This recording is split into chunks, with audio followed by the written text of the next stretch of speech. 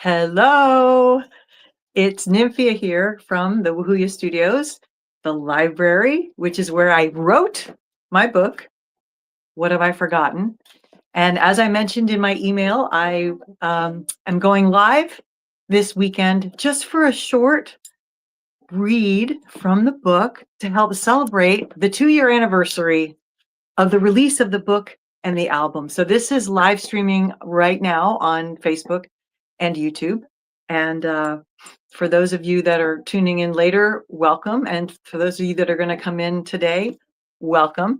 As I mentioned in my email, keep an eye out for the live stream today. So I released What Have I Forgotten in 2023, the album and the book. And I've been slowly releasing some of the songs on streaming. So Forgetting to Remember was released October 17th. So just a couple weeks ago. And I thought, what better time, hello, welcome, than to do a reading from the book, What Have I Forgotten? Musings, Magic and Music, which is the companion book that goes, hi, David, happy Sunday to you too, welcome.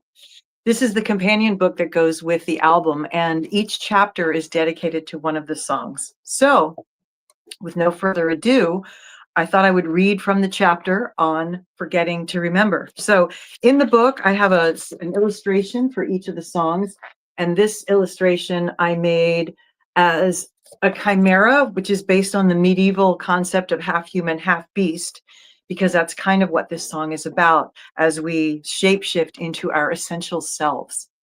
So the chapter starts off with the illustration, and then it has the lyrics.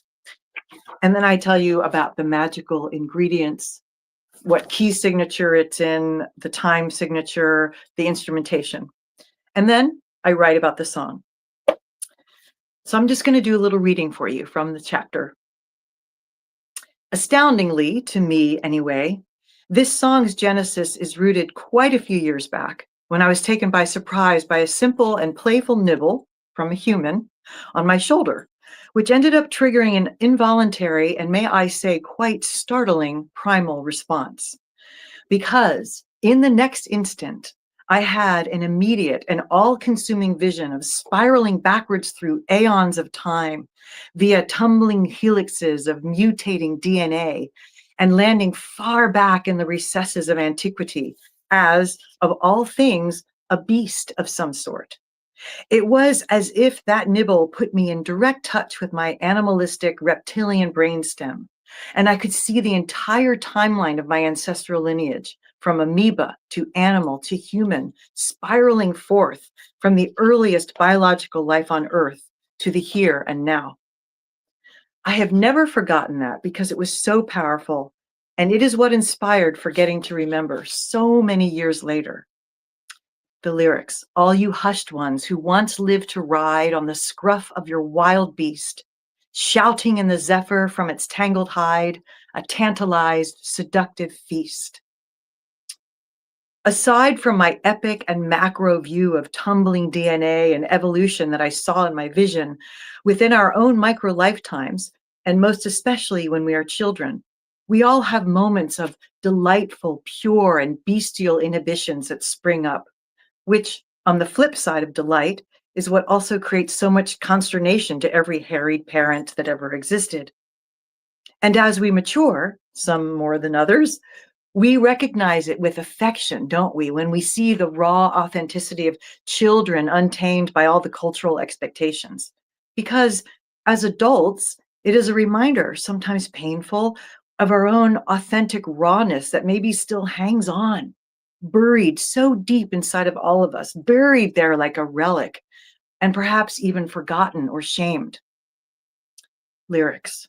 And now your masked soul is hunched and vague, wailing in its twisted grove, trying to break free from your hidden plague. Surrender and release your beast. Now, this burying and suppression is not all bad, clearly, for in austerity and discipline can be greatness of many kinds. However, how many of us fall prey to living lives of quiet desperation out of fear or lack or need for security, and become too imprisoned in our self-conflicted constraints? How many of us push aside our childlike dreams and wishes and impulses to be sensible and practical and perhaps only half alive?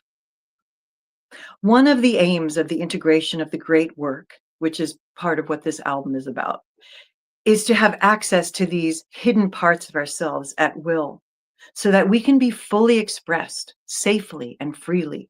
And hopefully, in the recognition and unleashing of these primal parts of ourselves, we can artfully then build a life that incorporates our truest essence without causing any damage along the way, of course.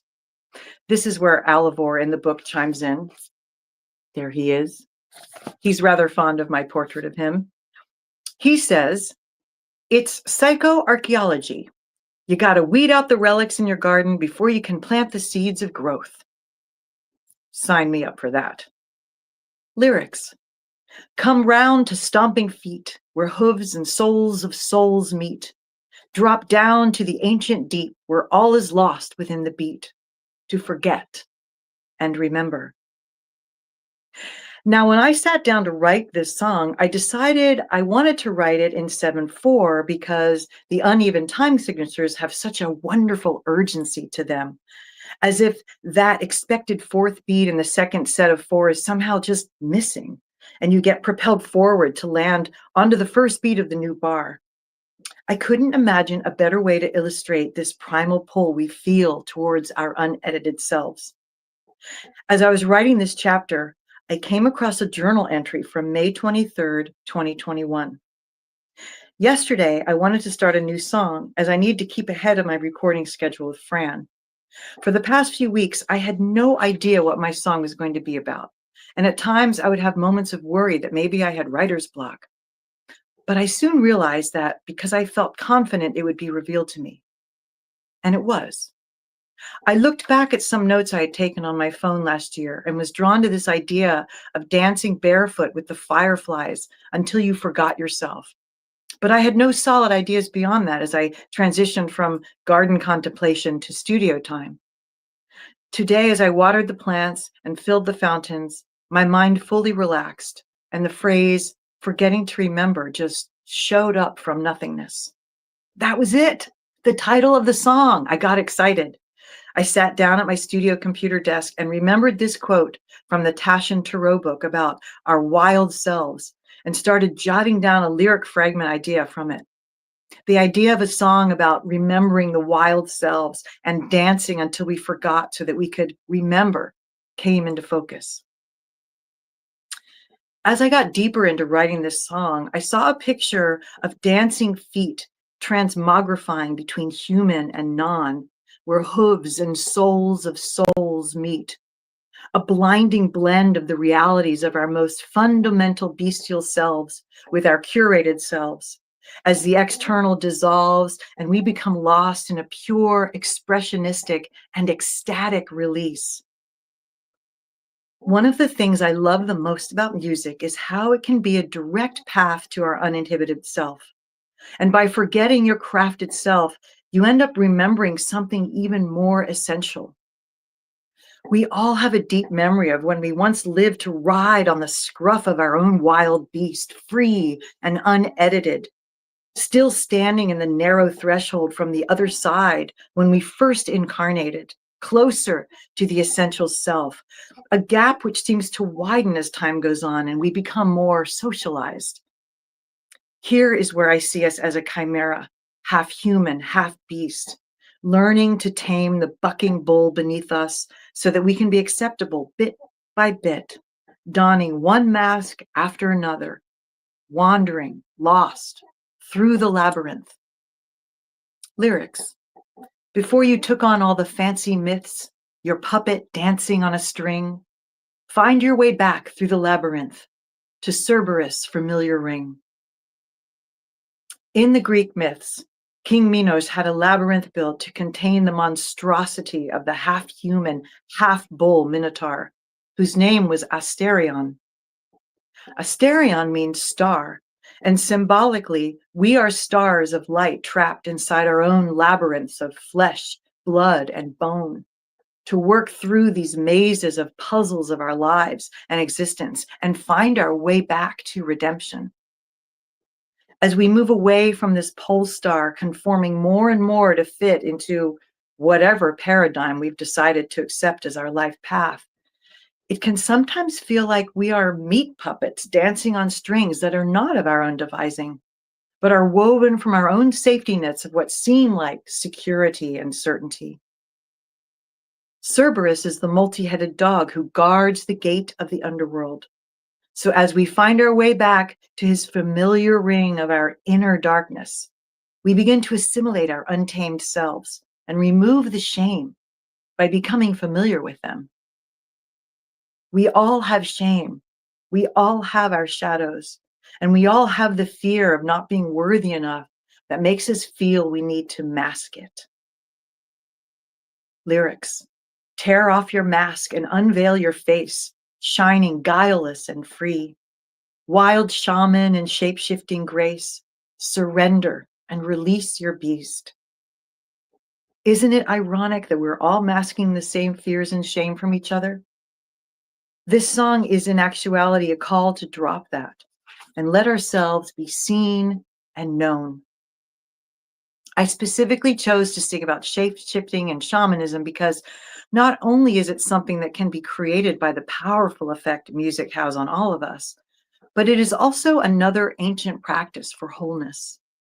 Rhythm and drumming is the standard accompaniment for shamanistic journeying, which can be both mundane and sacred. In fact, as I write this, over my head in the willow tree, a woodpecker just arrived. The first time I've ever seen him in the garden.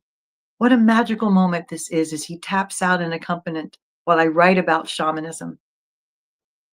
On the mundane level, shape-shifting can be considered as our malleability to move from role to role as demanded of us to fulfill our obligations in life, from parent to coworker to leader to friend to lover. On a macro level in life, we shapeshift to emerge from a dark night of the soul to be transformed in the light of the sun as we heal. Each of these roles require us to connect to the aspects of ourselves that best serve them. It is when we fall short of our own expectations or others, or take on roles that don't suit us, that we can suffer. But when we excel in our assumed roles and align them with our true selves, that is when we feel the greatest joy and fulfillment and wholeness in our lives. On the sacred level, shape-shifting shamanistically is the act of taking on an imaginal form or energetic expression that then enables you to have access to a consciousness that you seek. You do this specifically in order to grow and learn and to move you further down your alchemical path of spiritual evolution. And then the rest of the chapter is about the calcination stage of spiritual alchemy, where I take you on this journey where you go inward and have a meditation and get guided into the other world and meet a shape-shifting animal that you shape-shift into, from whom you can learn some new trick or some new aspect of consciousness that you want to embrace. So it goes on much, much longer. Oh, hello, Wayne. So yeah, so that is the excerpt from the chapter on forgetting to remember. And I wanted to share it because I guess someone said to me a few years ago, why do you need people to understand your music so badly? And I can't even remember who it was. I guess I just do. There's two schools of thought on that don't say much about it and let everybody create their own connotations. But I just felt the need to explain because there was so much in each of the songs, which is why I had to do the book and the whole thing. So this is the 2-year celebration of the release of the album and the book, and finally the release of this song as a single. So I wanted to jump on here and just share that with you as part of the celebration. I'll be sending stuff later this week via email as a continuation of this celebration. And I want to announce, I'm really happy to say that my solstice song, it's called One Candle, will be coming out November 14th. And I wrote that song actually in 2020 on the solstice, winter solstice. I recorded the vocals the following winter solstice because I really wanted the song to be infused with the winter solstice energy. Oh, thank you, Wayne. I loved reading from the book too. I didn't want to drone on for too long, so let me know if you want to hear more. So the song it's actually now a 5-year-old song, but then the following years after that, I was too busy. By the time it came around to autumn, I was too late to get it produced and up on streaming and released. Then I went on tour the following year. So this year, finally, it's coming out November 14th. And I'm so excited to have some new music out because it's been a long time. I've been so busy working on the live show. And for instance, I don't know if you remember, Wayne, you were there at the live show, but we some of the lines that we had in the show came from this chapter. Rose Thorne said the line about, isn't it so amazing that we all hide the same shame and fears from each other? That came from this book. The show is almost like a live reenactment of the book in a certain way about some of the themes and everything. Thank you, Wayne. I'm looking forward to my new single too. I'm kind of excited because I feel like it's going to have very broad appeal because it's a winter solstice song that everyone can relate to. And I'm excited about the instrumentation. We have lute and viola da gamba and Celtic flute and low strings, vinyl guitar. Yeah, I'm excited. So blessings to all of you on today. It's kind of a dreary Sunday, but a perfect time to be in the library reading and thinking and contemplating and talking about things that we love, like music. Thank you so much for joining me here. And I send love to you, and I will see you next time I see you. All right. Take care, everybody. Bye.